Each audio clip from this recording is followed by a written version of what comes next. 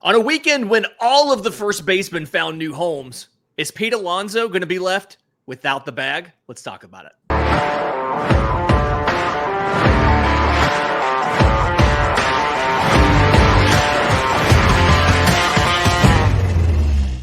Yes, welcome on in to First Pitch for Monday, December 23rd, your source of news, notes, and updates on Major League Baseball. I'm your host, Lindsey Crosby. You can follow me on Twitter at Crosby Baseball. He's Troy Brock, Troy B Baseball on the Twitter machine, and ton of stuff to get to as far as trades and signings and everything. I want to get to all of the first basemen. I want to get to the Pete Alonso conversation. I want to talk about Patrick Sandoval, some of the moves being made. Jesus Luzardo on the move to your Phillies. But before we do that, I think we have to take a moment just to kind of acknowledge and discuss just days before his 66th birthday, the death of Rickey Henderson. MLB Baseball Hall of Famer, MVP, 10-time All-Star, led baseball in steals a lot, right? I mean, I want to say it was like 5 times he led all of baseball, led the American League a bunch more. They call him Mr. Steal or Man of Steel for a reason. Finished with a record 1,406 stolen bases and an all-time record of 2,295 runs, which I don't quite think I realized until just this weekend. So our thoughts, obviously, Rickey Henderson's family, the Athletics, I know, have seen a memorial set up outside of the Coliseum, despite not playing there anymore. It's going to be there for a while. Again, just days before his 66th birthday on Christmas Day. Actually, Rickey Henderson's a Christmas baby, just like baby Jesus. So, Troy, the big takeaway from this weekend, and we'll kind of go in chronological order, starting on Friday with Christian Walker going to the Astros. But we just saw, I want to say, 5 different first basemen get new homes over the weekend. So Christian Walker, 3 years, $60 million to the Astros. This is a signing where when you look at the needs for this team, right, they had the advantage of, hey, we have Isaac Paredes. He can play first or third. We have flexibility. Obviously, they signed Christian Walker. Kind of feels like, well, now you've got first, now you've got third covered. Jose Altuve's at second, obviously. Alex Bregman is most assuredly now not coming back to Houston. And as much as I'm excited to see Christian Walker get a full 3 years and get legitimate money, I think he's a really good price. I thought he was the best first base option out there. Age 34, getting 3 years is kind of significant still. What does it mean for Houston to have closed the door on Bregman returning and traded away Kyle Tucker in the span of the same week? Yeah, it's my wife actually showed me a meme earlier today. She's from Houston, so she's an Astros fan, and she showed me a meme, and it was the tweet said, "I wish we could know when we were in the good times while we were still in the good times," and it was a picture of the 2017 World Series and all the Astros celebrating on the field. And then in the next picture was just Jose Altuve because he's the only one remaining from that World Series. And so but that's how they operate. Really. They don't re-sign their stars, and Kyle Tucker is on a much higher level than Alex Bregman as far as offensive production in stardom. But they knew they weren't going to re-sign him already because of how exorbitant the contract would have had to be in. And they were way off, about $50 million off in contract talks with Alex Bregman. And that's just a massive gap for a contract. And Alex Bregman is really wanting much more than he is worth, quote unquote worth. And so I really don't blame the Astros. I still think they did take a step back with Isaac Paredes, but bringing in Christian Walker's big. They needed a first baseman, and they got one of the best defensive first baseman in the sport. And now Bryce Harper can win the Gold Glove he rightfully deserved in 2024. It's the anti-National League thing where all the best center fielders in the National League, but now you get one of the best defensive first basemen in the American League paving the way for Bryce Harper. I love how you always find a way to bring it back to the Phillies. I'm going to be that guy and say they absolutely, like, you went to 7 straight championship series and you went to 4 World Series. and won 2 of them. Like, you had to know you were in the good times when you were in the middle of that. But when I was fact checking that, I was pulling up real quick to try to fact check and see some of that. I found it interesting to kind of go through and look at, this has not been the same Astros team in the last few seasons. And this is not obviously the be all end all, right?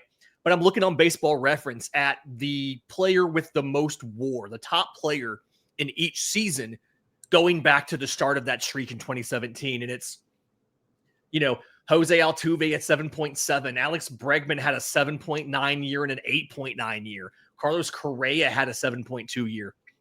In the last 2 seasons, it's been just over 5 WAR. Kyle Tucker in 23, Yordan Alvarez in 24. And it feels like, as much as it is going to be confusing for Houston fans to hear, it feels like the window is closing. Because like you said, it feels like you downgraded a lot at a lot of these positions. You did get better at first base. Like, it's impossible to argue that. But in the outfield, nobody you have out there is going to be better than Kyle Tucker was. Third base, like, there's questions whether Isaac Paredes will be better or not than Alex Bregman. Defensively, he for sure won't. Offensively, we don't know.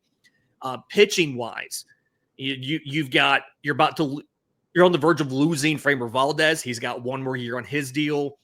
After you've seen so many other veterans go out the door, whether it was a Garrett Cole, Justin Verlander the first time, right? Lance McCullers still may not exist anymore, like every.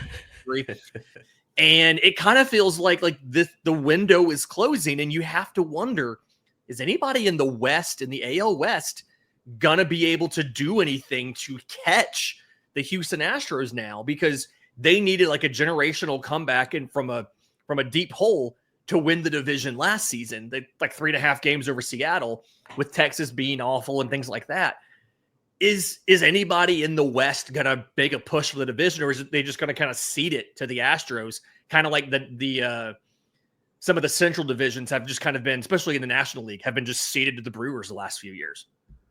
Yeah, and the crazy thing about their comeback in 2024 is they did most of that comeback without Kyle Tucker. So yeah, even though they are taking a massive step back offensively and defensively, with missing Kyle Tucker for an entire season and potentially the rest of his career, that they're still the inevitable Astros. And we've talked about them, the Astros being inevitable for months now on the podcast. And it's if anybody can do it, I mean, honestly, I think the Angels have kind of seen the writing on the wall. They're trying to make a huge push. They brought in Yusei Kikuchi, who is a pitcher that the Astros traded for at the deadline, and they turned into a sub-3 ERA guy in the 10 starts he made for them. And the division's definitely going to be a lot closer than it has been over the last 8 seasons in 2025, with the steps back that the Astros have taken. Jose Altuve being another year older, Lance McCullers Jr. getting blipped by Thanos, and it's maybe the Angels, the Mariners, maybe, but the Mariners have even talked about trying to trade some pieces. The Mariners just refuse to do anything. They refuse to spend money, and the fact that they've built this juggernaut of a rotation, and they're discussing trading Luis Castillo just to have the money to add a bat is embarrassing. The Seattle Mariners should not be as inept as they are. Yep. It's like the 54% comment, like, he was making a point that was a valid point, but it was taken the wrong way because their fans are pissed off that they won't do anything. I guess I'm going to go with the Rangers here if I had to pick a non-Astros team, simply because it feels like they're at least trying to do stuff, although they made some weird moves too. And we'll get to that in the first base carousel here. We're going chronologically here. We saw a trade. The Guardians sent Josh Naylor, final year of team control, to the Diamondbacks. They got Slade Sassoni and a competitive balance round B pick. Sassoni was really not good. The fastball's got it's just really flat and gets crushed. A lot of home runs given up off of it. The draft pick may be the bigger thing here. And as a guy that you were not going to qualify an offer for Josh Naylor, you weren't going to give him $24 million next offseason. I understand trading him away, but in the short term, it just feels weird because You sign Carlos Santana toward a $12 million deal. That's just about the same that Naylor would have gotten in arbitration anyway. So you didn't really get any better in 2025. And I'd argue that the age-related decline that is oncoming for Carlos Santana at some point in time is much more of an issue than it would have been, obviously, with Josh Naylor. And then speaking of age decline, Paul Goldschmidt signs a 1-year, $12.5 million deal with the Yankees. So it's funny. We talk about the Dodgers having all of these former MVPs, right? And Freeman and Ohtani and Betts and Kershaw. And the Yankees are like, hey, we did that too, but it's 39-year-old Paul Goldschmidt and it's shell of himself, Cody Bellinger. it's a whole different kind of set of former MVPs. I've heard there's no such thing as a bad 1-year deal, but at the end of 2025, who's going to look back and say they made the wrong decision? The Guardians for giving Carlos Santana $12 million, or the Yankees for giving Paul Goldschmidt $12.5 million? I think you got to go with the Guardians and Carlos Santana, because Paul Goldschmidt, over the second half of the season, he was one of the better first basemen in baseball per OPS in the second half of the season. It was pretty close to 800. It wasn't as good as Matt Olson in the second half of the season, but he was still one of the better first basemen in the second half of the season, despite the rough stretch that he got out to. Plus, I'm looking at this Josh Naylor thing on Arizona here. He hit 31 home runs in 2024. He's moving to Arizona, which is the best park in the sport for hitting home runs. He is going to be. Is it really? Yes. I always assumed it was Cincinnati because it was so small, Great American Small Park. Is it really Arizona? I thought that tall wall in center. If it's not Arizona, Arizona is one of the top 3 with Cincinnati and Colorado. Because of the humidor that they added to Arizona, it has greatly increased the scoring. A few months back, park factors, I looked, and Arizona's park has one of the highest average scores. Like they average generally over 10 runs a game total between each team.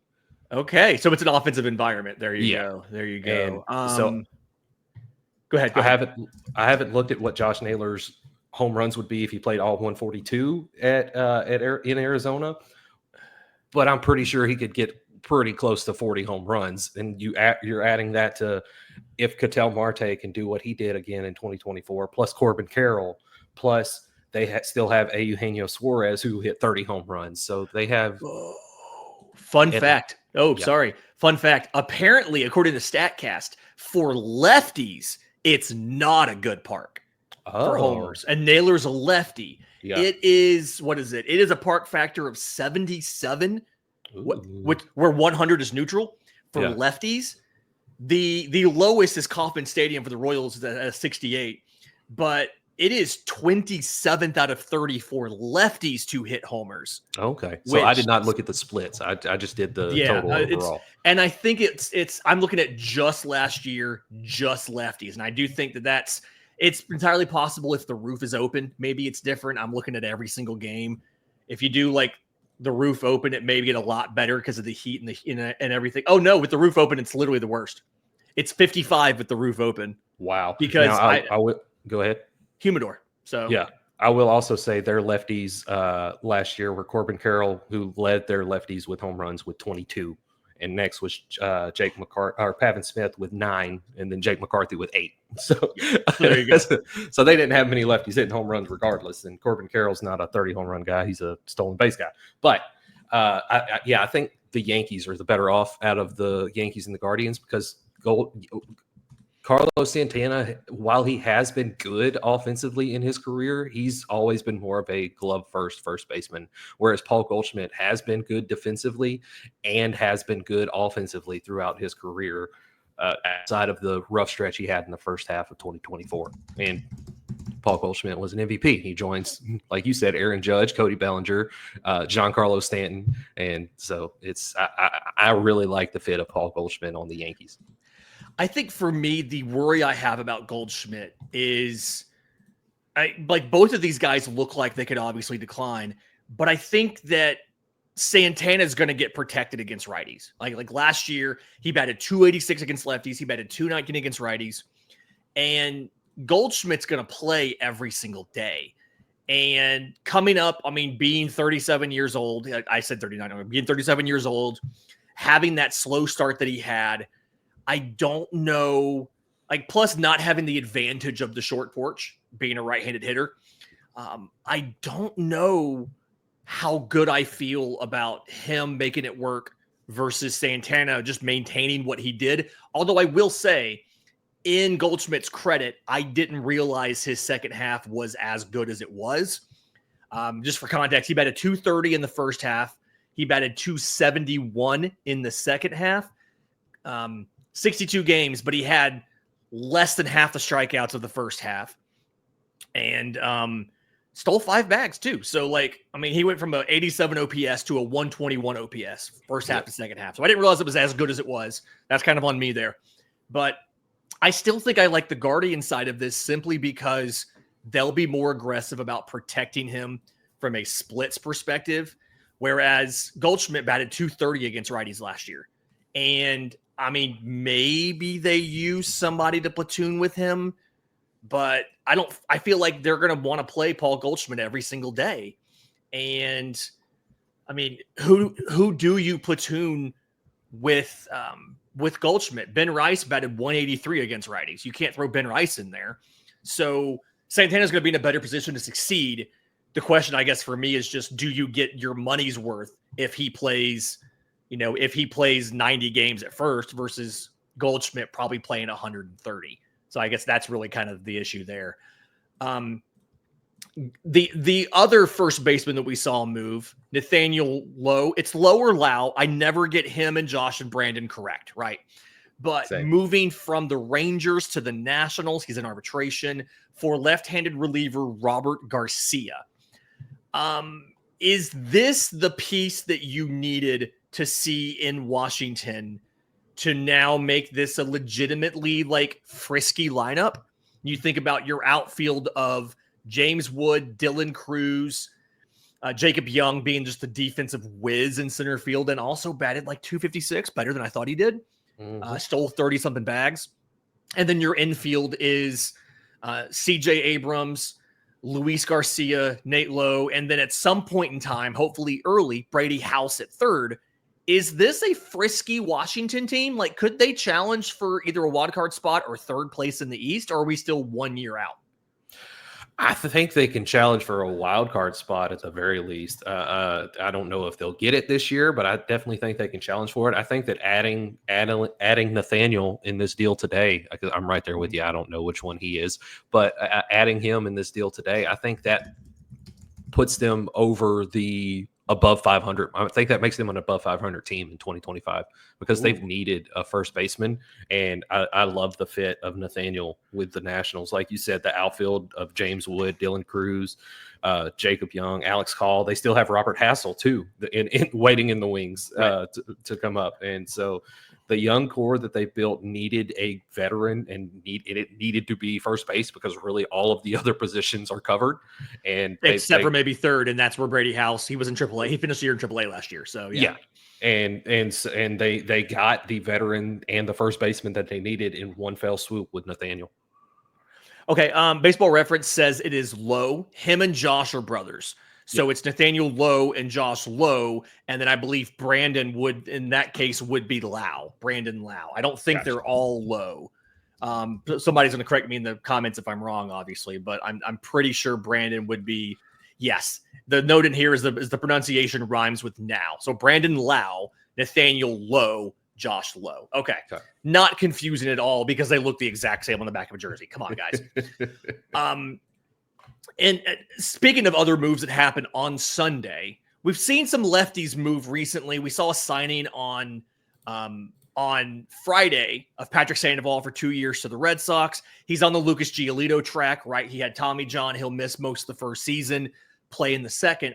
And then Jesus Luzardo went from the Marlins to your Philadelphia Phillies. Minor league catcher Paul McIntosh came along with him, and infielder Starlin Caba and then American Boyd both went to Miami. Lower level prospects, Caba in particular is a promising young defender who's got some offensive questions. But Jesus Luzardo, Patrick Sandoval.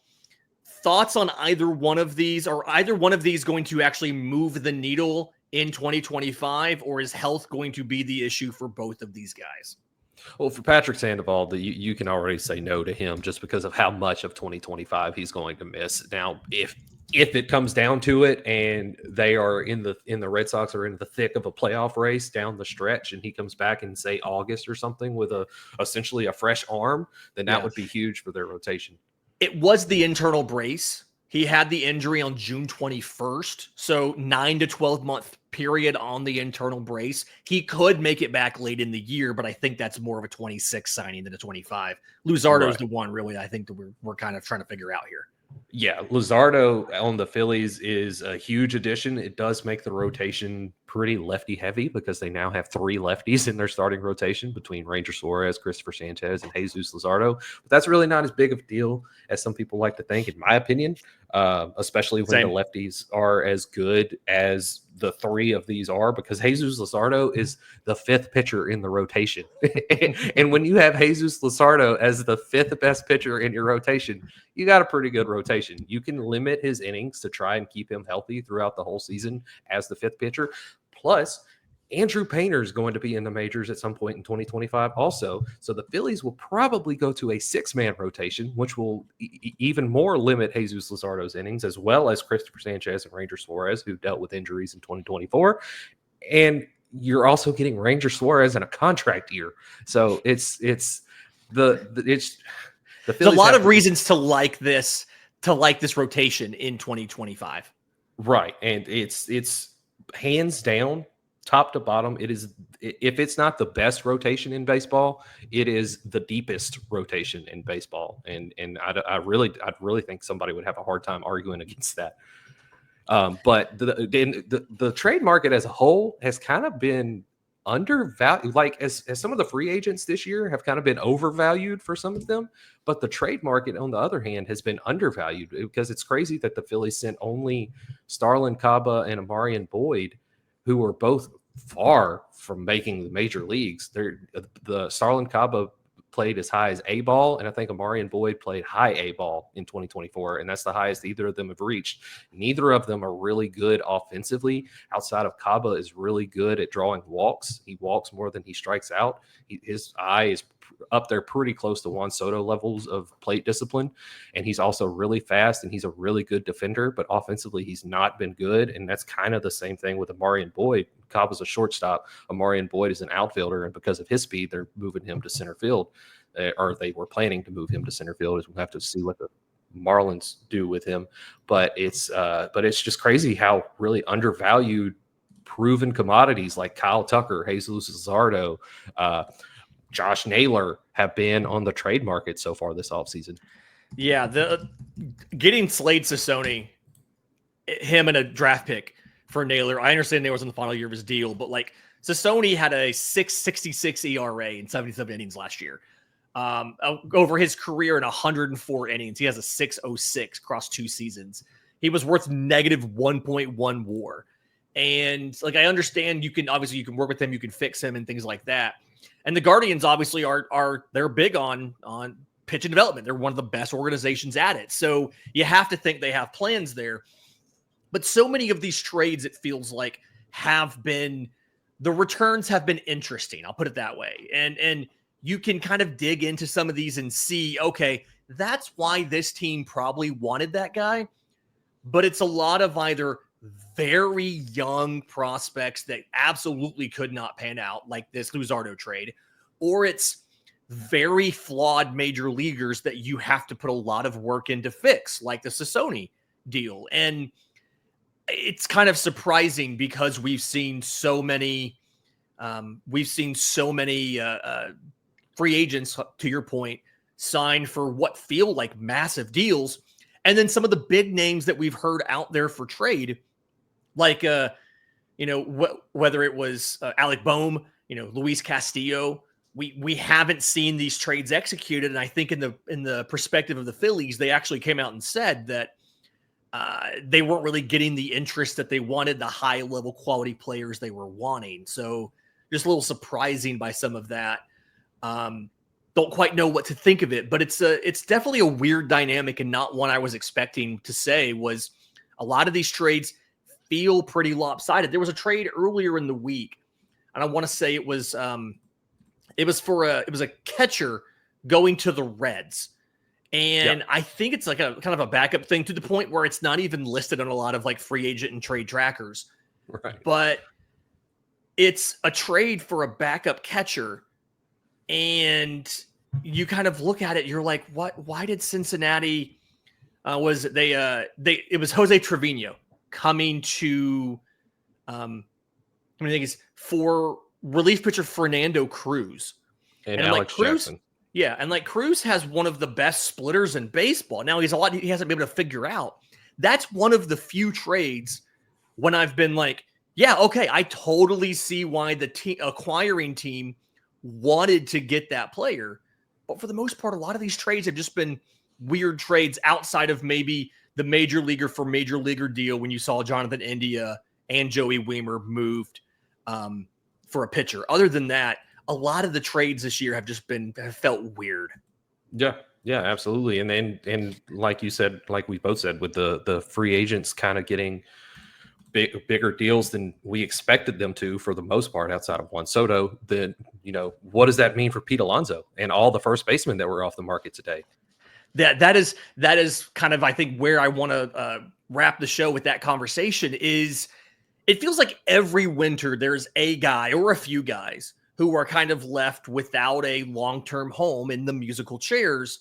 Is Pete Alonso going to be that guy this year? Because if you look at the teams that we said early on needed a first baseman, right? The Nationals now have one.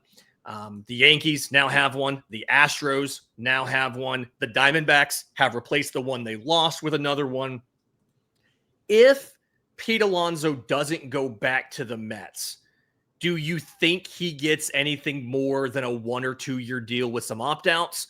Or is there somebody that we're not thinking about that needs a first baseman and is willing to spend the money and the draft picks to give Pete Alonso a long-term deal?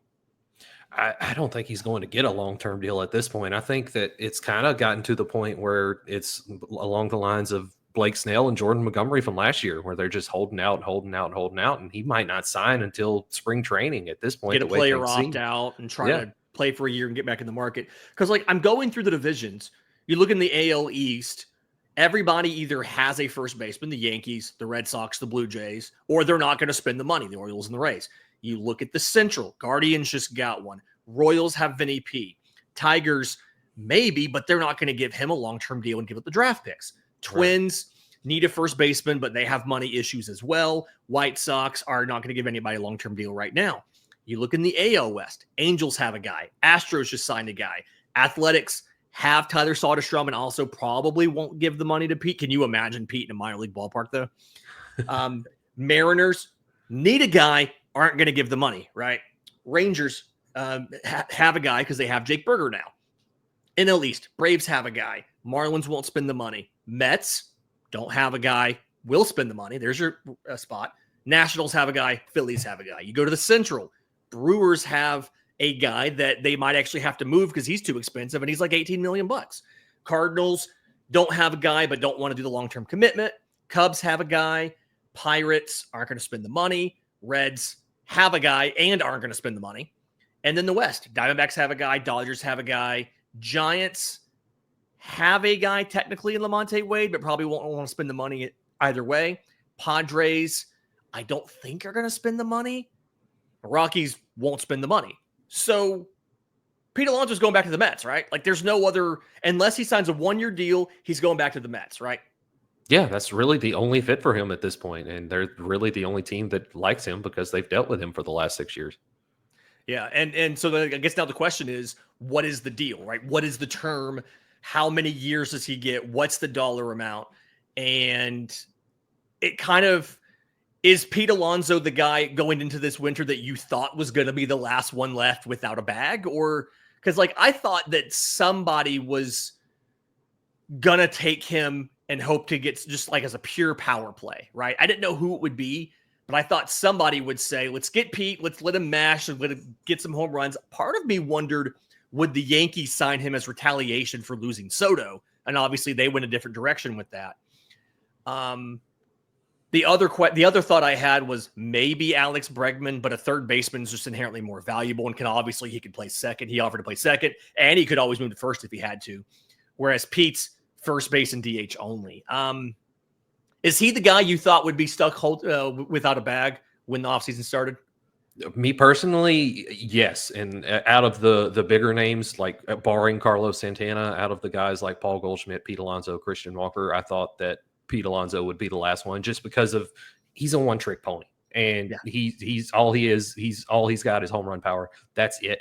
And then he came out last season before the All-Star game, and he told Major League Baseball, because the Mets were only getting one All-Star representative, he told them, I'm not competing in the home run derby if I'm not the All-Star representative. And so he essentially took the All-Star representation from somebody else who more deserved it, because it was the worst year of his career overall. And he took it from somebody else who more deserved it, like a Mark Vientos or a Francisco. Wasn't that the Christian Walker spot? Like, wasn't Christian Walker supposed to be, like, wasn't that part of the conversation? Was we thought Christian Walker was going to be an All-Star and he didn't get it because Pete was in there? Or am I thinking wrong and Christian Walker was in the All-Star game? I don't remember exactly. Christian Walker wasn't in the All-Star game. He was a Gold Glove for the third consecutive time, and he was not in the All-Star game. Yeah. I think Pete got the Christian Walker first base spot. Yeah, so he's not a good clubhouse guy as from that, and all he can do is hit home runs. So I mean, the Mets are full of guys that, I mean, they are going to spend the money regardless of if they're good clubhouse guys or not. And so, and they're the only team really that has a hole at first base and will spend the money. I think he'll get a contract closer to, if he signs with the Mets, he'll get a multi-year deal. But if it's not the Mets, I think he'd get a 1 year, $15-16 million deal just because he's younger than Carlos Santana and Paul Goldschmidt. 29. I think he'd get $20 million probably. But yeah, it'd be a shorter deal with a player option or an opt-out or something, probably like a Cody Bellinger type of structure where he could either stay or he could opt out and go to free agency if he has a great year. Right. Yeah, but it's got to be the Mets at this point. That, like, you listed every single team, and you gave the exact reason of why they're not going to sign him. It's got to be the Mets. Yeah, it's got to be the Mets. This has been First Pitch for Monday, December 23rd. Listen on audio. Do us a favor. Leave us a 5-star review. If you're on YouTube, subscribe to the channel. Hit the notification bell so you know when we drop the next episode. And we will have an episode on Christmas Eve, so stay tuned for that. Until next time, this has been First Pitch.